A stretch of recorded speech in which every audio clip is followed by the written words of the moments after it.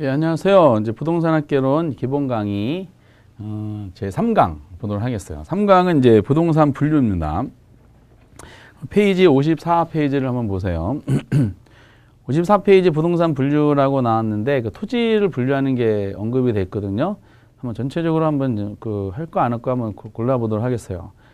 토지 분류는 법률에 따라 구분되는데 그 지목에 따른 토지 분류 있죠. 이건 그 공시법에서 공부해 주시기 바랍니다. 제가 해드릴 수는 없고요. 공시법에서 이거 자세하게 공부하시니까 거기서 정리해 주시면 이제 가끔가다 이게 등장합니다. 지목이라는 부분이 개론이다 보니까 이것저것 잡다한 게 낼 수가 있는 가능성이 있는 부분이라서 이것도 이제 한번 보시고요. 공시법에 해주시고 그리고 57페이지 보실래요? 57페이지 보면 그 용도 지역에 따른 이제 토지 분류가 있죠. 이거는 공법에서 하시면 바랍니다. 국토계획법상에 분류하는 건데 요거는 이제 종종 나와요. 그래서 그 2차 과목을 같이 공부하신 분들은 이 부분이 굉장히 이제 쉽게 접근이 될 겁니다. 2차 과목에서 공부하시는 내용이 1차에 나온다는 것은 가장 기초적인 것만 낸다고 생각하시면 돼요. 그래서 그 용도지역지구, 용도지역, 용도지구, 용도구역에 대해서 종류하고 개념을 아시면은 학개론도 기본적으로 하나는 아마 맞히실 걸로 제가 단언합니다. 제가 이제 해드릴 수는 없어요. 옛날에 참고사항으로 이제 제가 처음 강의를 시작할 때 학교에서 배운 게 잡단계 복합 개념이라서 잡단계 많다 보니까 뭐 용기 있게 민법 나오면 민법도 한번 해보고 공법 나오면 공법도 한번 해봤다가 욕을 엄청 먹은 경험이 있습니다.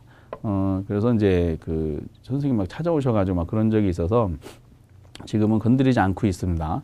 그리고 사실상 결과적으로 보니까 제가 크게 잘못했더라고요. 그래서 공법 시간에 한번 해보시기 바랍니다. 그래서 책에 만약에 이제 1차만 하시는 분들은 그 개념하고 분류 체계가 이런 게 있구나라는 정도만 나중에 이제 한번 해보셨으면 좋겠어요. 이렇게 어쨌든 요거는 되게 중요합니다. 이게 장황하게 많이 설명이 되어 있네. 60페이지, 61페이지까지. 그리고 이제 학개론 수준에서 주로 나오는 것은 61페이지 양가로 3번에 보면은 그 부동산 활동상의 토지 분류 있죠. 이거는 이제 공법하고 공시법 이런 데서 다루지 않죠.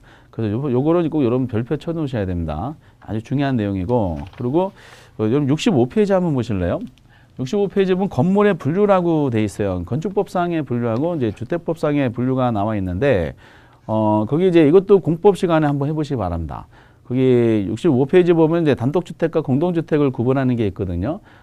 이제 이게 28회 때도 학개론에서 나오긴 했지만은 굉장히 간단한 내용이 나온 겁니다. 그리고 거기 단독주택, 보면 종류가 단독, 다중, 다가구, 공간, 그리고 공동주택에는 이제 아파트 연립, 다세대, 기숙사 이렇게 돼 있고, 그리고 이제 67페이지 보면 이제 주택법에 따른 주택이 쭉 나오죠. 거기 이제 보면은 이 동그라미 1번에 단독주택, 3번에 공동주택, 4번에 준주택, 5번에 국민주택, 뭐 여러 가지 주택이 쭉 언급이 되고 있습니다. 이 중에서 이제 우리 시험에도 이제 학개론에도 종종 등장을 해요. 그리고 또 제가 해두고 싶은데 할 수가 없다는 이제 한계가 좀 있습니다. 그래서 방금 전에 이제 말씀드렸던 토지의 분류하고 그리고 주택의 분류 이런 부분들은 공법 시간에 다룰 것은 공법 시간 해주시고 공시법 시간에 다른 공시법에서 해주셔가지고 학개론에서 나오는 거를 이제 잘 커버를 해주셨으면 좋겠어요. 28회 때는 이제 주택의 분류 중에 다중주택을 물어보는 게 나왔기 때문에 아마 그런 형식으로는 안 나올 것 같고요.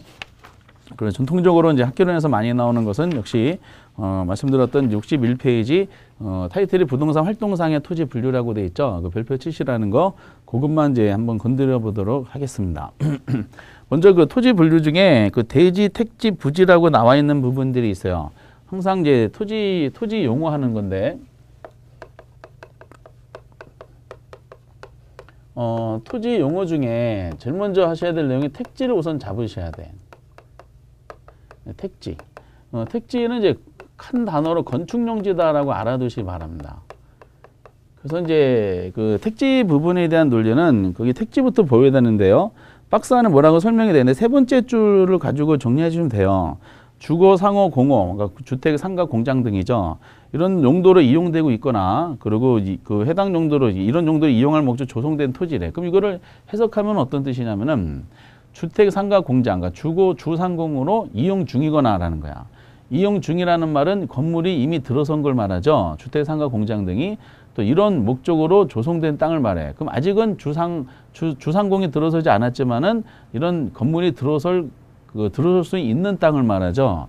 건축용지를 말합니다. 그래서 이제 표현하면은 이제 건축물로 이용 중이거나 건축물로 이용하는 것이 합리적인 땅을 말해요. 그 건물이 이미 들어선 땅을 건부지라 그러죠. 건부지. 그리고 이제 건물이 들어설 수 있는 그 빈 땅이 말하죠. 아직 건물이 안 들어섰으니까. 그래서 이거를 이제 나대지라 그러죠. 그래서 택지 안에는 건축용지라는 개념을 이제 방금 이제 그 보시라는 거 세 줄, 즉 이후에 줄을 쳐주신 다음에 결과적으로 이제 이미 건물이 들어선 땅, 그리고 건물이 들어설 수 있는 땅. 그래서 그 건부지하고 이제 나대지 개념을 포함한 개념이다라고 보시면 되겠어요. 그리고 대지가 나온 배경은 뭐냐면은 이 택지라는 개념하고 그리고 이제 대지라는 개념이 있어요. 이 두 가지 개념은 비슷한 땅이다라고 보시기 바랍니다. 둘 다 건축용지예요. 비슷하다고 보시면 돼. 다만 요것은 택지는 감정평가상의 용어다라고 뭐 언급하는 경우도 있고요. 감정평가 용어고 그리고 요 대지는 요 대지할 때는 꼭 한자를 같이 써줘야 돼요. 한자가 안 들어가면은 무조건 오답입니다. 대지 이렇게 하시면 돼요. 요 대지, 그 흑토자가 있는 요 대지는 건축법상의 용어다라고 보시면 되겠어요.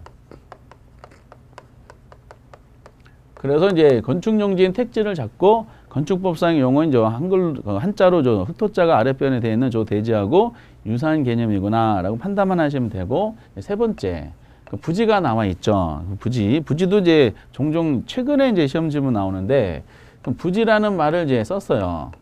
근데 부지하고 이 택지하고 대지 개념을 논하다 보면은 이거는 이제 한자를 안 쓰고 이 택지하고 대지에겐 유사하다 그랬는데 부지는 대지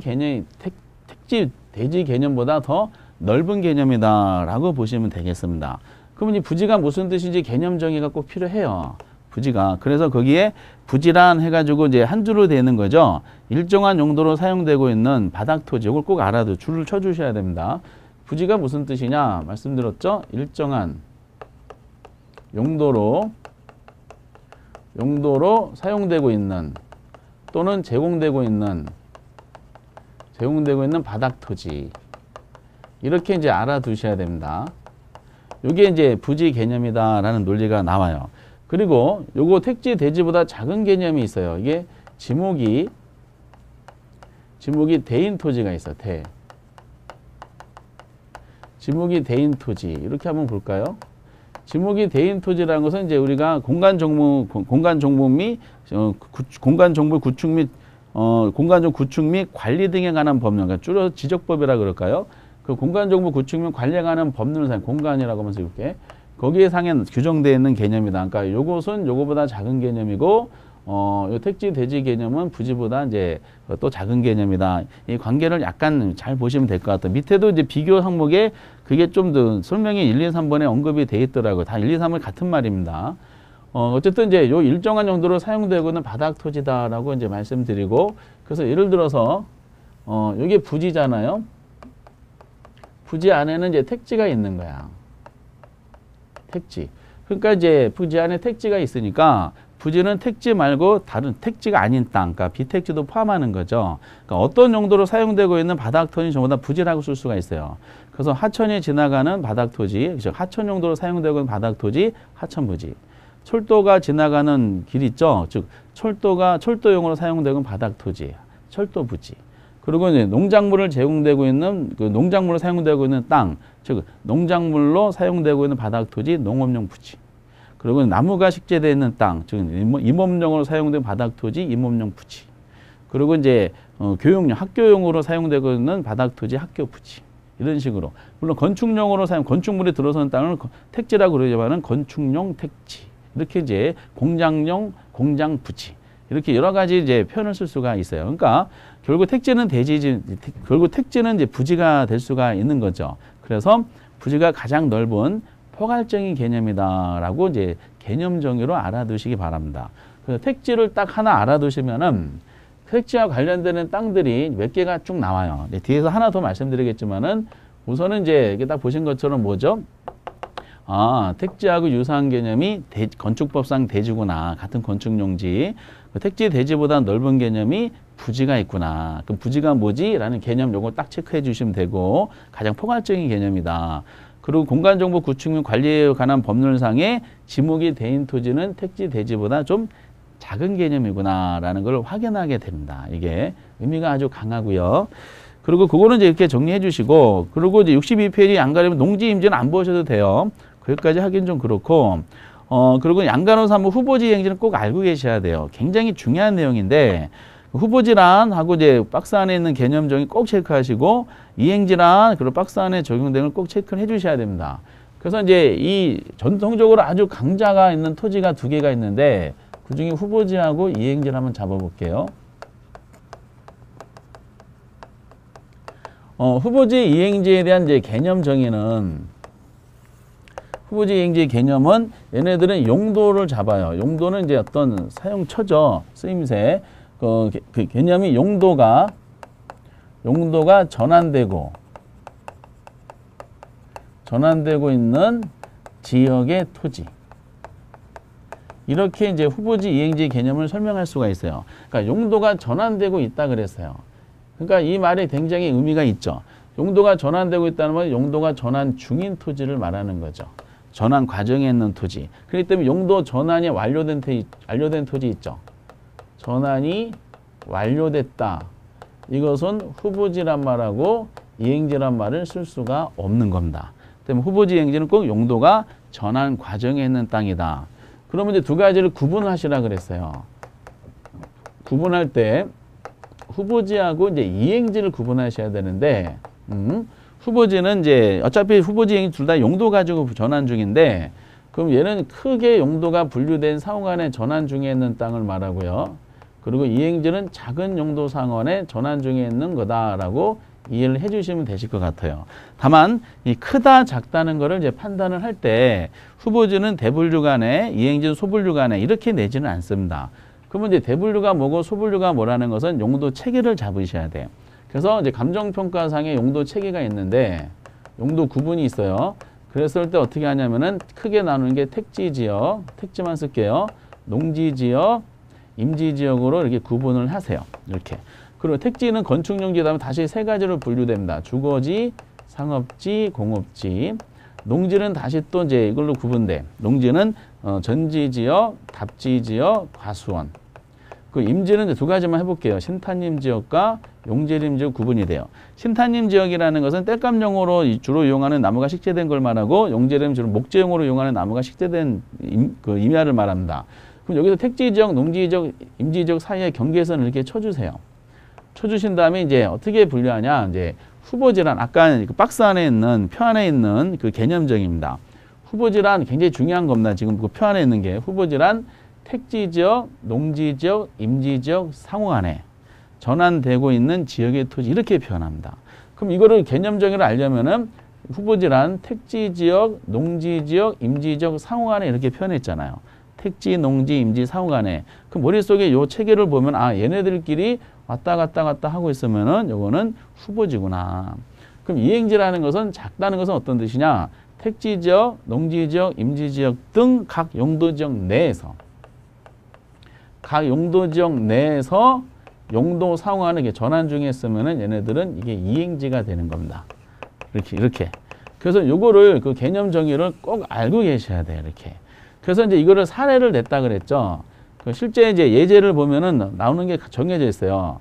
예를 들어서 택지 지역에서 농지 지역으로 전환 중에 있는 땅. 이게 실제 시험 나온 거 가지고 해볼까?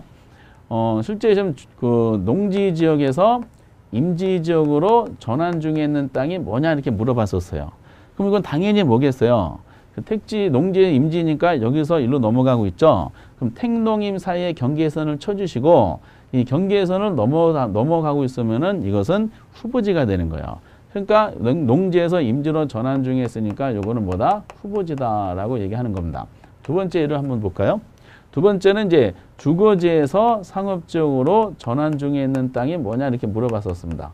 그럼 주거지는 택지지역 안에 있는 여기서 이렇게 전환 중에 있는 거죠. 그러면은 택지지역 내에서 용도 상환에 전환 중에 있는 거니까 얘는 이행지구나라고 이제 확인이 되는 겁니다. 그럼 세 번째 한번 볼까요? 세 번째는 답지 지역이 주거 지역으로 전환 중에 있는 걸 물어봤어요. 이건 뭘까요? 이거는 후보지가 되겠지. 왜? 답이 여기 있잖아. 농지죠? 그럼 주거는 여기 있으니까 택지잖아. 결과적으로 답이 이렇게 전환 중에 있는 거니까 경계선을 넘어가고 있죠? 이거는 결국 농지가 택지로 전환 중에 있는 거니까 이거는 후보지다라고 얘기하는 겁니다. 이것이 다 시험에 나왔었고요. 주의사항이 뭐냐면은 만약에 전지 지역이 상업적으로 전환된 토지 만약 이렇게 냈다. 전환이 완료가 된 거야. 그럼 이거는 후보지 이행지란 말을 쓰면 안 돼요. 전환이 끝났으면 전환 후 용도인 상업지역이다라고 이제 얘기를 하셔야 되는 겁니다. 그래서 이제 1, 2, 3번을 통해서 용도 분류 체계가 크냐 작냐를 판단하는 데 있어서는 택농임 사이에 경계선 넘어가고 있으면은 후보지고 그 안에서 왔다 갔다 하고 있으면 얘는 이행지구나라는 것을 이제 느끼셔야 됩니다. 별건 없는 내용이다라고 말씀을 드리겠습니다. 아주 간단한 내용이죠. 그리고 이제 전체적인 주의사항은 후보지 이행지는 용도가 전환되고 있는 지역의 토지다 보니까 혹시 전환이 완료됐다고 표현했는데 이것을 후보지다 이행지라 말을 쓰면 무조건 X다라는 걸 말씀드리겠습니다. 이렇게. 그리고 이제 특징을 한번 볼까요? 특징은 이제 다른 분야에서 나올 수 있는 건데 그 특징의 그 비교에 동그라미 1번 보면 그 후보지 이행지는 공통적으로 거기 책에 잘 정리가 돼 있어요. 후보지 이행지는 전부 다 나중에 우리가 논할 사항인데 토지의 경제적 공급에 해당되는 예로 후보지 이행지를 들 수가 있다는 겁니다. 토지는 물리적 공급이 불가능한데 경제적 공급은 가능하고요. 그 예가 후보지 이행지가 나온다는 거야. 그리고 조금 더 언급하는 것은 뭐냐면은 동그라미 이제 2번입니다. 2번. 나중에 감정평가할 때가 있는데 원칙이 있어요. 감정평가 시에 땅을 평가하는데 후보지 이행지는 용도가 전환 과정에 있는 땅을 평가하는 데가 좀 애매모하잖아요. 예를 들어서 이제 주거지 상업으로 전환 중에 있는 이행지를 평가하는데 이거를 주거용으로 평가하느냐 아니면 상업으로 평가에 따라서 그 토지 가격은 엄청난 차이가 있어요. 그래서 이거를 이제 또 조작하는 거를 방지하기 위해서 법에 규정을 해놨어요. 그래서 감정평가 시에 후보지 이행지를 평가할 때 원칙이 있어. 원칙. 원칙은 전환 후의 용도 가지고 하라는 거야. 전환 후 용도를 기준으로 감정평가하는 게 원칙입니다. 이게 후야, 후. 이게. 그래서 이제 여기서 이런 식은 전부 다 요걸 가지고 평가하는 게 원칙이다라는 겁니다. 그런데 예외가 있어요, 예외. 예외도 있는데 전환 후가 아니라 전환 전의 용도를 가지고 감정평가하라라고 예외도 있습니다. 근데 전환 전인 거는 요거로 주거용 상업 전환 중인 주거로 평가하라는 뜻이에요. 그러나 원칙은 전환 후니까 감정평가할 때 예외적으로 후를 전환 전후를 할 때는 어떤 경우인지를 규정을 해줘야 돼요. 그래서 전환 전후를 할 때는 전제 조건이 뭐냐면은 성숙도가 전환 후의 용도로서 성숙도가 낮은 경우 이렇게 나와요. 법에 그렇게 돼 있어요. 성숙도가 만약에 낮은 경우란 말이 나오면은 뭘로 하라? 전환 전후로 하라라고 알아둬요. 근데 이 말이 없으면 무조건 뭘로 해요? 전환 후로 하라라고 이제 보시기 바랍니다. 그리고 이제 그 세 번째는 그 지목 변경과 연관되는 게 동그라미 3번에 돼 있어요. 전환이 완료됐어요. 이 말은 뭐냐? 후보지였다가 전환이 완료된 거야. 그러면은 얘는 반드시 지목 변경이 일어납니다. 지목은 공시법이 공부하시는 거라 했죠? 근데 전환이 이행지였다가 전환이 완료됐다고 한번 보시기 바랍니다. 그럼 이제 얘는 반드시 지목 변경이 일어난 것이 아니라 얘는 지목이 변경이 되는 경우도 있고 지목 변경이 안 되는 경우도 있다라고 알아두셔야 돼. 이것이 요거랑 관계가 되는 겁니다. 요거랑. 예를 들어서 한번 볼까요? 주거지에서 상업적으로 용도가 전환 중에 있는 땅이 있어요. 그럼 얘는 뭐가 돼? 이행지가 되지. 아까 말씀드렸던 주거지에서 상업적으로 전환 중이니까 아까 이행지라고 했어요. 그러면 무슨 이행지냐? 전환 후의 용도를 써서 상업 이행지라고 하는 게 보통입니다.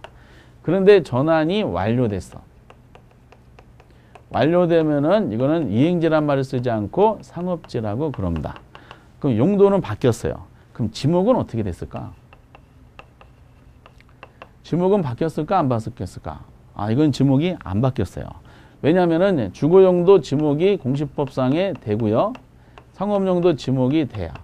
그러니까 용도는 바뀌었는데 지목이 안 바뀐 거야. 이렇게. 그런데 주거용에서 만약에 공업용으로 용도가 전환 중에 있어요. 그럼 주거용에서 공업용 전환, 용도가 전환 중에 있으니까 얘도 후보지야, 이행자. 얘도 당연히 이행제예요. 근데 무슨 이행제야? 전환 후 용도 써서 공업 이행제가 되는 겁니다. 근데 용도 전환이 완료가 됐어. 완료가 되면 이제 이행제란 말 안 쓰기에는 공업지다라고 표현하게 됩니다. 용도는 바뀌었죠? 지목은 어떻게 돼 있을까? 지목도 바뀌었어요. 지목을 보면 얘는 주거용은 지목이 되고요. 공업용은 지목이 장입니다. 그 용도도 바뀌었고 지목도 바뀌었어. 그러면은 이행지였다가 전환이 완료가 되면은 지목의 경우가 바뀌는 경우도 있고 바뀌지 않는 경우도 있더라는 겁니다. 근데 후보지 상태였다가 용도가 전환이 완료되면은 농지가 택지, 택지가 농지, 임지가 농지, 농지가 임지, 임지가 택지 이렇게 되다 보니까 지목이 다 바뀌어요. 다. 그래서 후보지는 다 전환이 완료되면 다 바뀌지만은 이행이 바뀔 수도 있고 안 바뀔 수도 있다. 이 부분이 요거랑 관계되는 겁니다. 아까 다시 택지로 돌아가서 택지 대지는 유사한 개념이었었고 부지는 이 두 가지보다 넓은 개념이었더라. 그런데 지목이 대인, 공간정보 구축 관리하는 법률상 지목이 대인 토지는 이 두 가지보다 작은 개념이었더라. 이렇게 표현했어요. 왜 그런가 하면 지목 때문에 그래. 다시 볼까요? 주거용 부동산은 지목이 돼야. 상업용 부동산은 지목이 돼야. 공업용 부동산은 일반적으로 지목이 장이야. 그럼 지목이 대인 토지는 뭐만 얘기하냐? 요것만 말하는 거야. 그렇죠? 그리고 택지는 이걸 전부 말하지. 그러니까 택지가 지목이 대인 토지보다는 더 넓은 개념이다라고 보시면 되겠어요. 이게 핵심이고, 그리고 이걸 전부 다 합친 거 있죠. 이거 전부 합친 거, 등등 합친 거는 뭐가 된다? 부지가 되는 거예요. 이렇게. 그래서 이제 이 내용상으로 후보지 이행지가 감정평가라든 이런 데로 연결이 되는 분야니까 되게 중요한 땅이다라고 하셔서 제일 중요한 것은 이제 앞에 개념 정의할 때는 아까 후보지란 이행지란 그 개념 정의 해드린 거 있죠. 다시 후보지란 택지, 농지, 임지, 상호간에 전환되고 있는 지역의 토지, 이행지란 택지, 농지, 임지 지역 등 각 용도 지역 내에서 용도 상호간에 전환 중인 토지 이런 식으로 이제 구분을 해주시면은 되실 것 같아요. 아주 중요한 땅이고, 그리고 후보지 이행에 더불어서 아주 핵심적인 땅이 4번에 필지, 획지라는 말이 있어요. 목차 3번을 한번 볼까요? 중요한 거니까. 필지하고 획지. 이건 거의 개념 정도만 그 언급을 대고, 구체적인 이제 상황은 약간의 응용은 감정평가에서 약간 나오는 것 같아요. 키워드만 몇 개 잡으시면 되실 것 같습니다. 필지라는 말은 거기에 첫 번째 줄에 하나의 지번이 분 토지의 등록단위, 소유권이 미치는 범위 한계 이렇게 이제 언급이 돼 있어요. 그래서 그걸 그대로 보시면 돼. 필지란 말은 말 그대로 소유권이야. 소유권이 미치는 범위와 한계. 이렇게 이제 전개를 시켜요. 때문에 소유권이기 때문에 필지는 이제 법률적 개념이 되는 거야. 법률적 개념이 되고, 그리고 얘는 이제 토지의 최소 등록 단위가 됩니다. 근데 주의사항은 과거에 필지 문제를 나왔을 때 얘는 등록 단위인데 시험에서 면적 단위라고 출제한 적이 있었다는 거야. 면적 단위가 아니라 등록 단위라는 걸 알아두세요. 그 등록 단위가 뭐냐면 지번이야. 그래서 필지 개념은 하나의 소유권이 미치는 범위와 한계로서 하나의 지번이 붙는 토지의 최소 등록 단위 이렇게 알고 계시면 됩니다. 개념밖에 안 나오니까 앞에서는. 근데 획지라는 것은 포인트가 무슨 뜻이냐면 획지는 가격 수준이 비슷한 일단의 토지를 말해요. 다 적어보면은 비슷한 일단의 토지. 그러다 보니까 이제 가격대가 비슷한 일단의 토지라고 말씀드렸죠. 그럼 가격이 포인트가 돼. 포인트다 돼 보니까 그 획지라는 개념은 경작적 개념이죠. 경제학적 개념이면서 이제 얘는 이거 어깨 아파. 감정평가상의 용어다라고 보시면 돼요. 감정평가상의 용어. 그리고 얘는 토지의 이용 단위다라고 보시면 됩니다. 등록 단위가 아니라 이용 단위인데 그 이용을 뭘로 하냐? 실제로 뭘로 이용하느냐는 실제 이용 단위다라고 생각하시면 되실 것 같아요. 우선 개념을 이렇게 봐야 돼. 가격대로 따지면은 얘는 획지고, 그리고 이제 법적인 개념을 따지면은 얘는 필지 개념이 되는 거야.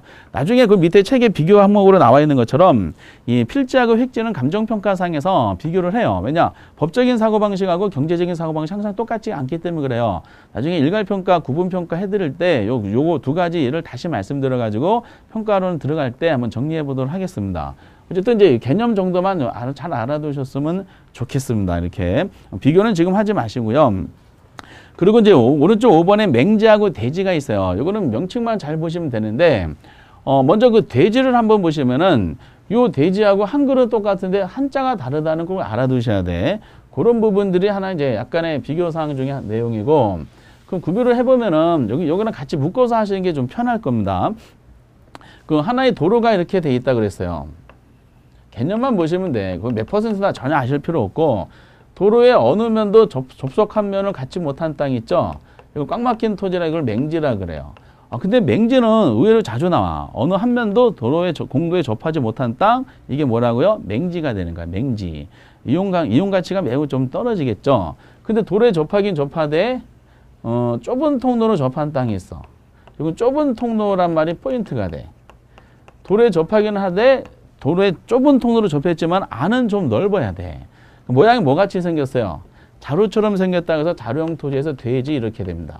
근데 그냥 한자로 쓰면 한글로만 쓰면 무조건 틀리다 그랬죠? 여기도 한글로 돼지고 요것도 한글로 돼지야. 그럼 두 돼지를 같게 만들려면, 구분하려면은 결국 한자가 나와야 돼요. 여기는 흑토자가 있는 돼지고요. 여기는 대자에다가 뭘 오디자를 집어넣어야 돼요.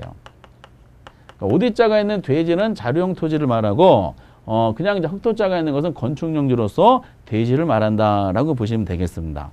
돼지는 이제 자루형 토지는 아마 한 번인가밖에 안 나왔던 것 같고, 역사적으로 보면은. 근데 맹지가 의외로 좀 자주 나와. 근데 맹지는 제가 안 해드려도 민법이라든지 지역권 공부하실 때, 그리고 이제 건축법 같은 거 공법 같은 거 공부하실 때 자연스럽게 아마 아시게 될 것 같아요.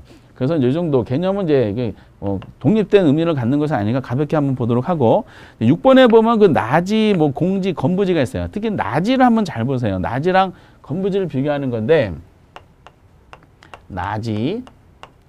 나지랑 비교되는 게 건부지야. 그럼 먼저 공부하실 때 나지의 개념을 아셔야 돼.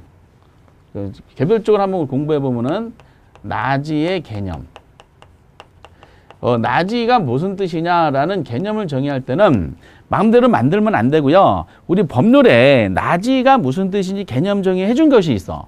그러면 그 많은 부분에서 나지의 개념을 정의해드리고 있거든. 특히 표준지 관련되는 거하고 이제 토지 보상 관련되는데 나지 개념을 다 정의해주고 있어요. 그러면은 나지가 무슨 뜻입니까 할 때 법에 규정된 걸 그대로 냅니다. 그래서 거기에 나지란 그 두 줄짜리로 돼 있어요. 토지의 건물이나 기타 그 밖에 정착물이 없고 이거 하나 자르고, 그리고 이제 사용수를 제한 사법상으로 설정되지 아니한 토지 이거 또 자르는 거야. 결과적으로 나지라는 개념을 우리 법조문에서 그대로 보니까 건축물이 없어요.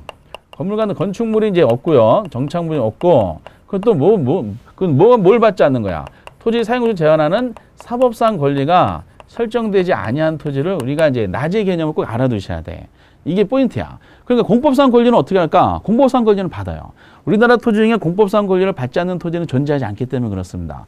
그래서 건축물이 없으면서 그 사법상 제한을 받지가 아니한 토지 꼭 알아둬요. 두 줄짜리 문구가. 그리고 건부지는 개념이 간단해. 아까 부지가 무슨 뜻이었었어요? 부지는 일정한 용도로 사용되고 있는 바닥 토지가 부지였잖아. 그 부지라는 개념의 단어에다가 뭐만 붙였어요? 건물만 건자만 붙인 거야. 그러니까 건축물로 사용되고 있는 바닥 토지, 이게 건부지가 되는 거예요. 그러니까 이제 부지를 통해서 건자 붙었네, 그대로 개념 정의하시면 되는 겁니다. 그 개념은 그렇게 어렵지가 않아요. 건부지는 이제 그렇게 이제 그런 식으로 맨 밑에 박스가 돼 있고, 나지에 다시 들어가 보면은 나지에 보면 동그라미 1번에 일본에서는 나지를 저지갱지로 구분하고 있다. 우리나라 것도 몰라 죽겠는데 무슨 일본까지 거 공부하겠어요? 그런 옛날에 초창기 때 그 일본 학파가 일본에 공부하신 분이 문제를 낸 적이 있는데 지금은 거의 안 내요. 안 나고 있으니까 일본 거는 이제 삭제하시기 바랍니다. 사실상 의미가 없어요. 그 동그라미 그런 나지 개념의 동그라미 4번도 이제 그 기억을 해주시기 바라고요. 나지면 지목이 대인토지 나대지다. 요거는 말씀드릴 겁니다. 그리고 이제 건부지 한번 들어가 볼게요. 건부지에 보면 동그라미 1번에 그럼 건부 감가란 말이 나오고요. 그 동그라미 2번에 보면은 건부 진가가 있다라고 설명이 되어 있습니다. 그거를 이제 잘 기억을 해 주셨으면 좋겠어요. 그러니까 이게 이제 뭐냐면은 시장 가치야. 목차를 한번 만들어 볼게. 시장 가치. 나지하고 건부지가 존재하는 지역이 있습니다. 시장 가치가 원칙적으로 볼 때 시장에서 선호도가 높을수록 가치가 높을 거 아니에요. 그럼 시장 가치는 나지하고 건부지 비교하면 어느 게 더 크냐라는 거야. 그때 꼭 아셔야 될 것은 나지가 건부지보다 시장 가치가 더 높은 게 일반적으로 꼭 알아두셔야 돼. 이게 나지 입장에서 보면은 나지는 빈 땅이잖아. 빈 땅이니까 이걸 주택 짓고자 하는 사람, 공장 짓고 하는 상가 짓고 하는 사람, 지금 농사 짓고 하는 사람, 많은 사람들이 이 땅을 본인 용도로 사용하고자 경쟁이 일어날 거예요. 경쟁이 치열하니까 그만큼 어때? 가치가 높아질 거예요. 근데 건부지는 이미 건물이 들어섰어. 이용에 제한을 받아요. 그래서 나지가 건부지보다 높은 것이 일반적으로 꼭 알아두세요. 이거 반대로 이해하시는 분이 계세요. 이거를 왜 그러냐? 나지 입장에 보면 용도의 다양성 때문이다라는 거야. 나지는 다양한 용도로 이용할 가능성이 높기 때문에 경쟁이 치열해서 그만큼 시장 가치가 높은 게 보통이다. 근데 예외가 있어. 예외적으로 나지보다 건부지가 높은 지역이 있습니다. 이런 경우는 나지로서 용도의 다양성을 발휘하기가 어려운 지역이야. 예외적인 상황이 나타나는 것은 뭐 그린벨트처럼 토지용 규제가 이제 많이 받고 있는 지역이 여기 해당된다고 보시면 돼. 그린벨트에 있는 나지는 개발이 안 되잖아. 그러니까 사실상 이제 나지로서의 그 용도에 대한 발휘가 어려워서 선호도가 높을 수가 없습니다. 이렇게 그런 논리고 이거는 이제 옛날에 한번 나왔었고, 그런데 이거를 건부지 입장에서 한번 보도록 하겠어요. 그러면 건부지 입장에서는 원칙적으로 나지보다 가치가 떨어진다는 뜻이잖아. 그럼 건부지 평가하는 거야. 건부지를 이제 감정평가하는 논리가 나오거든요. 건물이 부착된 요 땅을 평가하는 겁니다. 이렇게. 이때 쓰는 표현이 있어요. 이게 나온 게 원칙이 있어. 원칙. 이거 예외가 있어. 여기 보면 쓰는 말이 아까도 잠깐 말씀드렸던 건부 감가란 말을 쓰고요. 그리고 건부 증가란 말을 쓰게 되어 있습니다. 그럼 여기서 건부 감가 증가란 말이 무슨 뜻일까? 이거 땅값을 얘기할까요? 건물 가격 얘기할까요? 이게. 그렇지. 이거는 땅값을 얘기하는 거야. 지금 무슨 뜻이냐? 건물이 부착돼 있음으로 인해서 땅값이 떨어지는 거를 감가라 그러고 땅값이 높아지는 거를 건부 증가라 그래. 건부지를 감정평가한 거니까 건물이 부착된 땅이잖아. 이 건물이 토지 가치에 긍정적 미칠 수도 있고 토지 가치에 부정적인 영향을 미칠 수가 있다는 뜻이야. 근데 어느 게 원칙이다? 건부 감가가 원칙이라는 거야. 건부지 입장에서는 아까 나지보다 가치가 낮다 그랬잖아. 그 나지 입장에서는 용도의 다양성을 발휘할 수 있기 때문에 그런데 건부지 입장에서는 뭐죠? 건부 감가 현상 때문이다라는 겁니다. 물론 예외적으로 건부 증가가 나타나는 경우도 있다 그랬죠. 그것은 약간 건부지가 가치가 높은 지역이야. 즉 이런 경우가 어디다? 토지용 규제를 많이 받고 있는 지역입니다. 이거 꼭 알아두시 바랍니다. 근데 이제 상식적으로 건물이 부착된 땅을 토지에다 건물을 졌어. 그러면은 건물을 졌는데 토지에다가 건물 가치가 이제 마이너스, 그러니까 건부 감가 현상에 나타나게 처음부터 짓지 않을 거예요. 이게 처음에는 토지하고 건물이 균형이 맞게 졌을 거예요. 그러니까 최후 상태로 졌을 거예요. 근데 문제는 토지는 수명이 영속하고요. 건물도 수명이 길다는 게 문제가 되지. 처음에는 5층으로 졌는데 이것이 주변 사용했을 때 이 상태가 최후 상태야. 근데 시대가 좀 시간이 지나서 한 3, 40년 지났어요. 3, 4년 지나도 건물은 그대로 있어. 근데 이제 시장 환경이 변한 거지. 주변에서는 지금 30층, 50층, 70층 막 들어섰는데 아직도는 5층이야. 그러면은 토지가 주변에 비해서 토지하고 건물의 균형이 안 맞는 거야. 그러니까 이거는 바로 또 개발하기도 힘드니까 이런 식으로 해가지고 이제 뭐죠? 건부 감가 현상이 나타나는 게 일반적이라는 겁니다. 그래서 처음부터 그런 것은 아니고 시간이 지나면서 내적인 요인과 외부적인 환경에 의해서 토지하고 건물이 균형이 안 맞아서 최후 상태에 미달할 때 그런 경우가 건부 감가 현상이 나타나더라라는 거죠. 그리고 이제 책에도 일부가 나와 있지만은 여러분들이 문제가 실제로 나왔을 때 오해하는 부분 한번 예를 들어보도록 하겠어요. 나지하고 건부지가 같이 들어있는 지역이다라고 판단해 보세요. 공법상 규제. 공법상 규제가 기존보다 더 심화됐어. 공법상 규제가 기존보다 더 완화됐어. 그럼 심화된 지역에 건부지가 있어요. 나지에 비해서. 그럼 공법상이 심화되면은 더 엄격해진 거죠. 그러면은 건부지가 있는 그 지역은 나지에 비해서 건부 감가 현상이 나타날까? 건부 증가 현상이 나타날까? 규제가 더 엄격해졌어요. 그렇죠? 이거는 건부 증가 현상이 나타날 수가 있습니다. 근데 공법상 규제가 기존보다 완화가 됐어. 완화가 되면은 그 지역에 낮이하고 건부지가 있잖아요. 그럼 규제를 풀어준 거잖아. 그럼 건부지를 평가하는 거야. 지금 우리는 낮이에 비해 건부지가 가치가 떨어져요. 건물 때문에 건부 감가 현상이 나타나는 게 보통이라는 겁니다. 이걸 반대로 오해하시는 분이 계시더라고요. 예를 들어 볼까요? 어떤 지역이 있어. 이 지역에 낮이가 있고요. 그리고 건부지가 있어. 건부지니까 건물이 들어섰겠지. 그쵸? 이 지역에서 건물을 진 사람은 처음에 건부 심화된 경우를 물어보는 거예요. 그 당시 건폐율하고 용적률이 있을 거야. 건폐율 용적률은 공법 시간 해주세요. 건폐율은 이제 건물을 질 때 최후 상태로 처음에 졌을 거야. 그래서 건폐율이 예를 들어서 한 50%고 용적률이 만약에 극단적인 가정입니다. 건폐율은 그 수평으로 얼마큼 짓느냐고 용적률 입체적으로 얼마나 높게 짓느냐 이런 논리인데 용적률 만약에 400%라고 한번 해보도록 하겠습니다. 이 상태에서 건물을 졌어. 건물 져가지고 10층짜리야. 이 건물의 용도는 모텔이야. 모텔로 졌어요. 근데 이 상태에서 나지 소유자는 개발하지 않고 가만히 있었어요. 가만히 이거 더 좋을 걸 기대해서 가만히 놔뒀어. 근데 규제가 심화됐네. 그럼 규제가 심화되면은 건폐율이 강화된 거지. 건폐율이 0%가 됐고 용적률도 0%가 됐어. 개발을 완전히 금지시킨 지역으로 바뀐 거야. 그럼 이게 규제가 심화되는 순간에 이 지역의 낮이는 죽은 낮이가 돼버려요.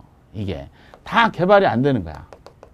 근데 여기 건물을 졌잖아. 이 건물이 지어진 요 땅만 유일하게 지목이 대인 지목이 대인 토지가 돼버려. 그러면 다 개발이 안 되니까 요 지역만 요것만 건물이 들어선 땅이니까 굉장히 희소성이 커질 수밖에 없어요. 특히 용도가 모텔이야. 모텔인데 개발이 안 돼 수풀이 막 우거졌어. 수풀이 막 우거지니까 자동차 끌고 오는 사람들한테 뭐 모텔 가본 적은 없지만은 수풀이 스스로 자연스럽게 번호판을 가려주는 거야. 그래서 여기가 이제 아주 각광받아서 1년 360일 예약 손님이 줄을 서 있어요. 이렇게 뭐 이런 내용입니다. 규제가 완화되면은 낮이로서의 개발 가능성에 수익이 떨어지다 보니까 가치가 갑자기 하락하는데 이미 들어선 건부지는 희소성이 있어서 가치가 높아지더라라는 논리죠. 근데 이게 만약에 반대로 되어 있다 한번 가정해 보세요. 반대로 되는데 건물이 이렇게 들어섰어. 10층짜리가 건물이 들어섰어. 완화되었어. 규제가 건폐율 50%, 건폐율이 이제 10%, 용적률이 만약에 이제 100% 지역이었어. 근데 규제가 완화됐어요. 규제가 용적률은 이제 얼마나 99%까지 됐고 용적률은 무한대까지 돼 있어요. 그러면 이렇게 용적 규제가 완화되는 순간에 이 지역의 낮이 가치는 폭등하게 돼 있어요. 야, 저 상태로 이제 우리가 개발할 수 있겠구나. 그러면은 이 땅은 뭐 건물들이 만층까지 막 쳐. 만층, 여기는 뭐 10만 층 막 지는 거야. 근데 요것만 10층이야. 10층이니까 거기 권리관계가 있을 거 아니에요. 주변에 막 개발하는데 여기 권리관계가 임대차 계약을 50년 동안 해놨어. 그 위약금을 건물주가 임차 내보내면 위약금은 임대 보증금이 한 1000배를 하는 거야. 극단적인 가정이야. 그러니까 규제가 완화되는 순간에 이 지역 낮이 가치는 그냥 폭등하는 데 비해서 개발 바로 즉각적으로 착수할 수 없는 여러 권리가 복잡해야 되는 건부지는 바로 타이밍 맞춰 개발 못하니까 이 건물 때문에 이용이 제한을 받는 거예요. 그 건부 감가 현상이 나타나게 되는 겁니다. 그런 부분들에 대한 논리다라고 보시면 되겠습니다. 이렇게. 그래서 이제 뭐 상황에 대해서 이거 거꾸로 이해하시는 분이 많아서 이 건부 감가, 건부 진가에 대해서 언급한 거다. 결론적으로 낮이 건부지가 있는데 낮이 개념 꼭 알아두셔라. 이거 꼭 필요합니다. 시장 가치는 낮이가 원칙적으로 높다. 이거는 용도의 다양성이다. 예외적으로 건부지가 높은 지역이 있다. 규제가 심한데. 근데 이걸 건부지 입장에서 논하면은 건부지를 평가해야 된다. 건부지를 평가하는 게 땅을 평가하는 건데 건물이 부착됐기 때문에 건물의 영향을 고려할 수밖에 없다. 근데 이게 긍정적인 있을 부정적인 있을 수가 있는데 부정적인 거를 건부 감가라고 그러고 긍정적인 건부 증가라고 그런다. 근데 원칙이 당연히 뭐다? 건부 감가가 원칙이다. 예외적으로 건부 증가도 나타나는 경우도 있더라. 때문에 이걸 건부 감가란 말은 건물 때문에 가치가 떨어지는 걸 말하고 건부 증가는 건물 때문에 가치가 높아지는 경우를 말한다. 이렇게 이제 잠깐 아시면 됩니다. 그리고 아까 낮이 마지막 번에 나왔던 건데 낮이하고 나대지를 구분하는 문제가 한 번 나왔었어요. 두 가지는 두 땅은 둘 다 낮이인 것은 마찬가지야. 근데 이게 좀 더 구체적이야. 구별하는 것이 이렇게 하시면 되겠네. 낮이는 지목을 지금 알 수가 없어요. X가 아니라 알 수가 없다. 이렇게 해야 돼. 근데 나대지는 낮이면서 지목이 대인 토지를 말합니다. 그러니까 얘가 더 구체적이야. 그러니까 그린벨트 안에 빈 땅이 있죠. 그린벨트 안에 빈 땅은 낮이야. 근데 대지라는 것은 건물을 지을 수 있는 땅이잖아. 근데 개발할 수가 없지. 그린벨트 안에 있는 빈 땅은 나지이지만은 건물을 지을 수 없는 땅이니까 나대지는 아니야. 이렇게. 그래서 이제 요거는 나지하고 건부지는 개념상으로는 출제원들이 최근에 조하기 시작한 문제입니다. 과거에는 많이 안 냈던 거죠. 근데 최근에 수준이 높아지시면서 공부하신 분들의 이 건부 감가 증가란 말도 이제는 충분히 문제를 낼 수가 있지 않겠는가 해가지고 문제가 나오기 시작을 했습니다. 이렇게. 어쨌든 이 세 가지 정도는 꼭 알아두시고 요거는 뭐 나지하고 나대지 구분하는 건 잘 내지 않으니까 다른 개념이다라고만 알아두시면 되실 것 같아요. 그런 정도고, 그 공지라는 말은 있는데, 공지는 이제 중간에 건폐율 때문에 그래요. 이것도 건부지 개념이에요. 공지는 별건 아니고, 한 필지가 있죠. 한 필지가 있으니까 필지는 이제 등록단이잖아요. 한 필지에 건물을 지면은 빈 공간이 생기지, 이 빈 공간을 우리가 뭐라 하는데 이거를 공지라 그래요. 건폐율 제한으로 인해서 한 필지 내에 건물 짓고 남은 빈 공간을 공지라 그런다. 우리나라 토지는 반드시 공지가 생길 수밖에 없어요. 왜? 건폐율이 100%는 땅이 없기 때문에 그렇습니다. 그래서 이제 거기에 그 개념상으로는 이제 뭐 공법상 뭐라고 돼 있는 건 하지 마시고 첫 번째 줄만 우선 보시다가 하나 더 첨가해 주세요. 이 공지를 놔두는 이유가 뭐냐? 요즘 같은 이제 민감한 시기에도 이것이 이제 그 개념이 나올 수가 있는 건데, 공지를 놔둔 이유는 일조권 같은 재산권 침해를 방지하는 목적도 돼 있고요. 동시에 이제 그 지진이 나잖아. 그리고 이제 지진 등 자연재해가 발생하면은 건물이 무너질 수가 있잖아요. 그래서 지진 등 같은 자연재해가 발생했을 때 피난처로 삼기 위해서 공지를 놔두는 겁니다. 이렇게. 그래서 이제 공간에 의해서. 그래서 개념은 한 필지 내에 건물을 짓고 난 빈 공간을 우리가 공지라 그런다. 반드시 생긴다. 우리 현행법상. 그런데 목적은 일조권 같은 재산권 분쟁에 나타난 것을 방지하기 위해서, 또 지진 등 같은 자연재해가 나타날 때 피난처를 제공하기 위해서 공지가 생길 수밖에 없더라. 개념 정도만 아시면 돼요. 많이 내진 않습니다. 그리고 이제 그 다음 페이지 건폐율 용적률은 뭐 참고하시고요. 7번에 이제 법지가 있고요. 그리고 이제 빈지가 있어요. 그리고 오른쪽에 이제 기타 토지 중에 퍼락지가 있어요. 여러분들 세 가지 같이 묶으셔야 돼. 법지, 빈지, 퍼락지. 제가 지금부터 판서에도 보도록 하겠어요. 5번째. 법지, 빈지, 퍼락지, 간석지. 특히 이 세 가지 토지는요, 우리 공유수면 매립 및 공유수면 관리 및 매립에 관한 법률이 있어요. 공유수면 관리 및 매립에 관한 법률에 보면은 요 세 가지 토지의 정의가 나와 있습니다. 세 가지 토지가 어떻게 정의되는지 한번 잘 구분해 보세요. 그 육지가 있고요. 이게 작년에 나왔던 정답 체크 여기서 나왔는데, 육지가 있고 바다가 있어요. 그럼 육지하고 바다를 구분짓는 경계선이 있을 거 아니에요. 그럼 법률상 조문 가지고 공부하셔야 돼. 육지와 바다가 있는데, 이게 기초 강의할 때 드린 자료가 있어. 그거 가지고 정리하시면 이건 되실 것 같아. 육지하고 바다가 있는데 구분하는 것은 해수면 최대 만조를 가지고 구분합니다. 해수면 최대 만조를 기준으로 위에는 육지고요. 밑에는 바다가 되는 겁니다.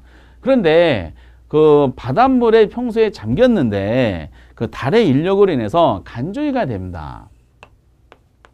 그 조수 간만의 차가 생기죠. 간조위가 되면 바닷물에 잠겼던 땅이 썰물로 쭉 빠져나가면서 밑에 땅이 드러나. 그 밑에 땅은 평소에 바닷물에 잠기고 해안 육지 흙이 자꾸 쌓이다 보니 퇴적되다 보니까 질적질적해요. 그럼 무슨 뜻이냐? 만조위 때는 잠겼다가 간조위가 되면은 드러나는 밑에 해안 토지가 있어요. 이걸 뭐라 그러냐면 이거를 간석지라 그래요. 그럼 간석지는 뭐가 돼? 얘는 바다가 되는 거야. 바다는 평소에 잠겼으니까 이 간석지를 실무적인 용어로 갯벌이란 말을 많이 써요. 갯벌. 그런데 간석지를 매립을 하잖아요. 그럼 결국 바다가 육지가 된 거잖아. 그럼 이게 뭐든 간척지라 그럽니다. 이 판서애들은 많은 토지 중에서 이 간석지만 아직 안 나왔어요. 이거는 이제 바다로 사용되고 바닥 토지이기 때문에 그런 것 같은데, 그런데 그 다음부터 보세요. 올해 나왔던 문제인데, 만조위부터는 다 육지야. 근데 육지라 그래가지고 전부 다 지적공부에 등록된 것이 아니야. 그러면 만조위부터 다 육지인데, 구분 한번 잘 보세요. 지적공부에 등록된 땅이 있고요. 등록된 땅이 필지가 되겠지. 그럼 토지, 그 지번이 있을 거 아니야. 그럼 몇 번지가 있겠지. 근데 등록이 안 된 땅이 있어요. 그러면은 해수면 만조위부터 지적공부에 등록된 지역 요 사이에 토지가 존재합니다.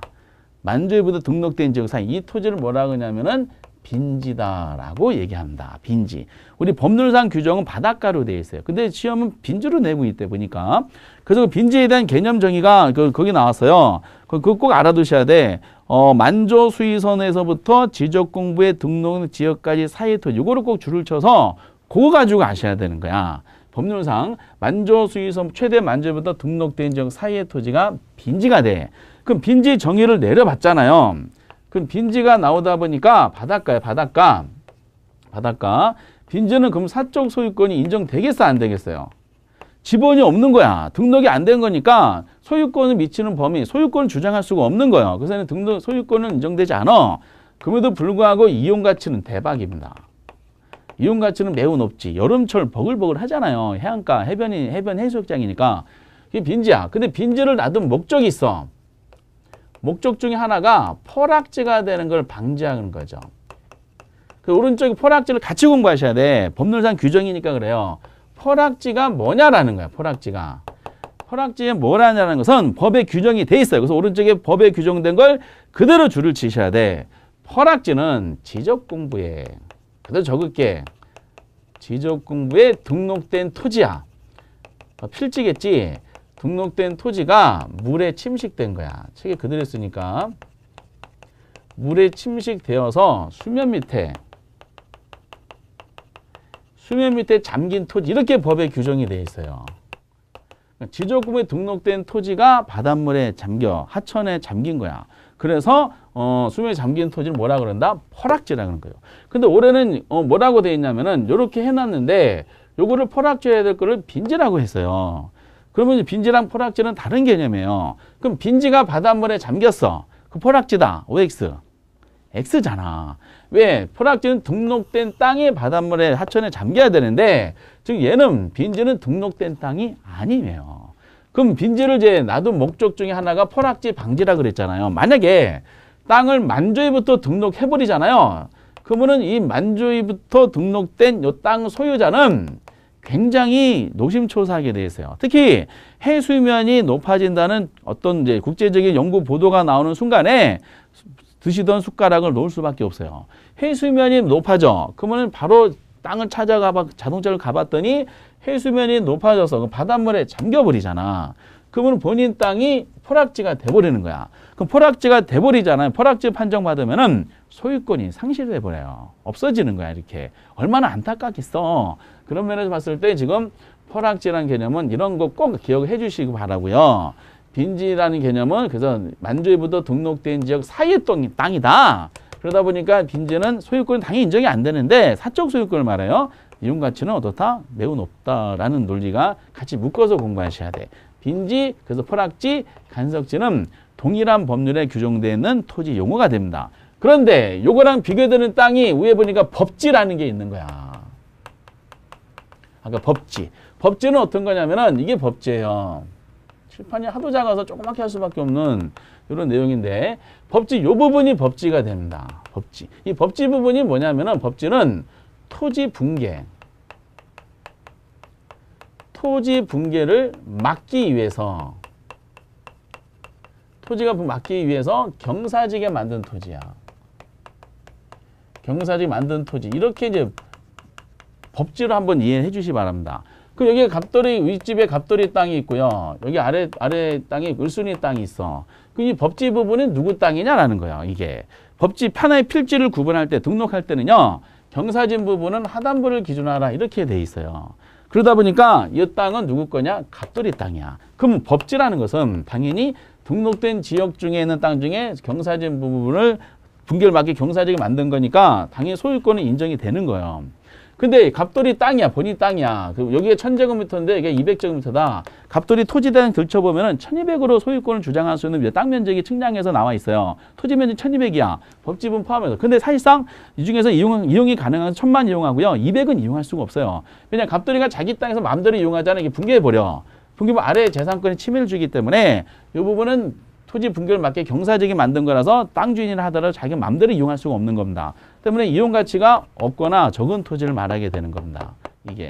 그러다 보니까 원래 법조문상의 내용은 포락지, 빈지, 간석지를 세 가지 테마로 보셔야 되는데 어떻게 하다 보니까 빈지하고 법지가 이제 비교가 되는 거야, 이렇게.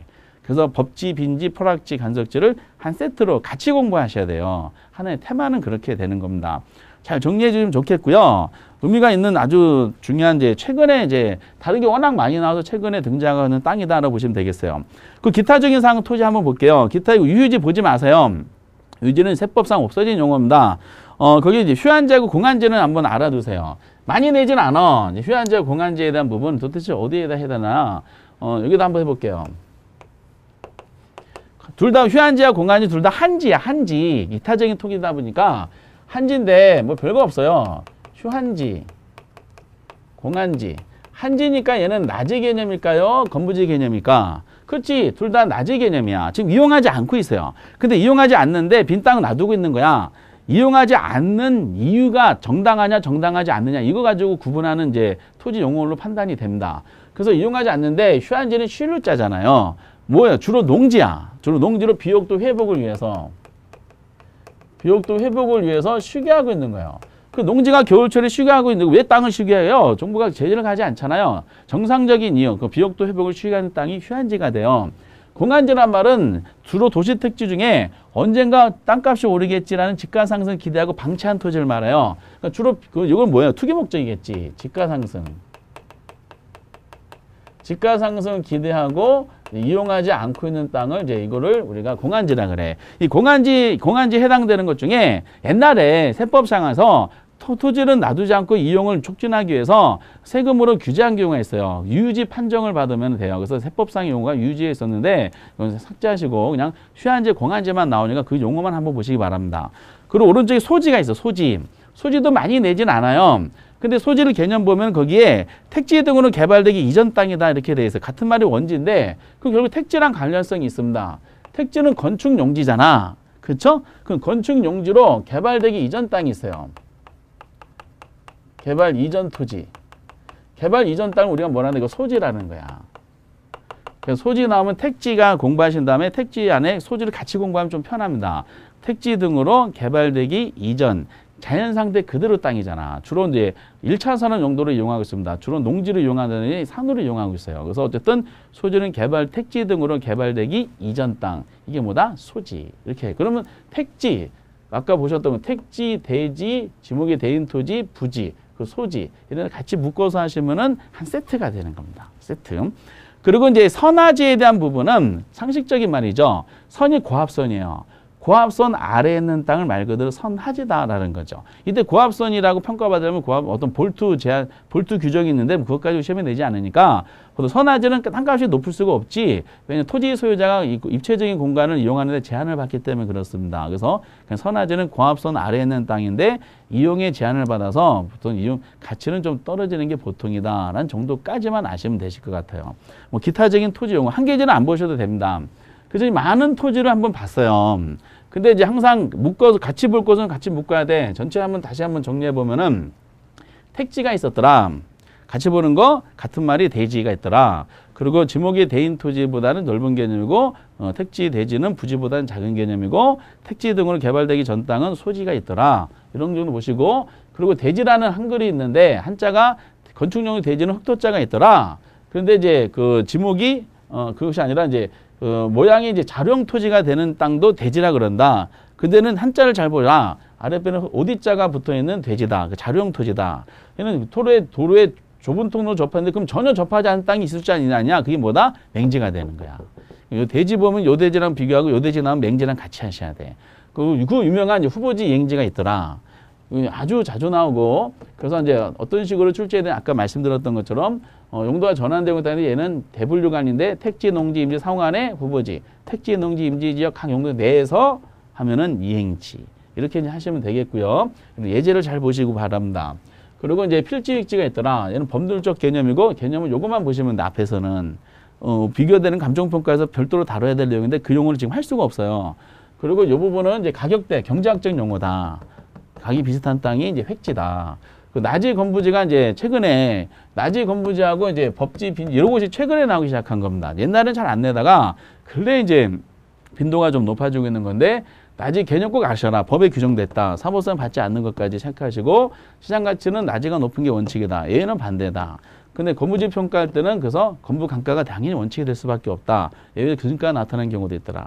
나대지하고 좀 다른 개념이다라는 거.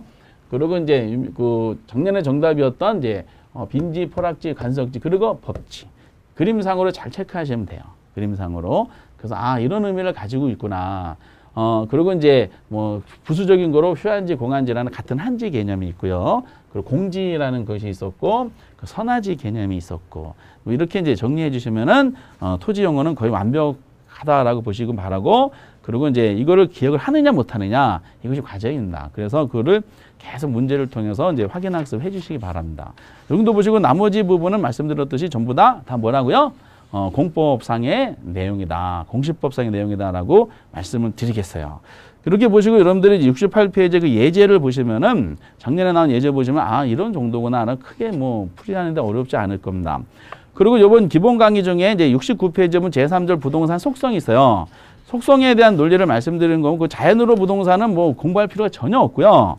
70페이지 공간으로 부동산이 좀 약간 필요하긴 한데 이게 18회 때 위에 한 번도 낸 적이 없어. 그리고 이제 75페이지 위치로서 부동산은 더 잘 안 나와. 그리고 77페이지 환경으로 부동산 전혀 보지 마시고요.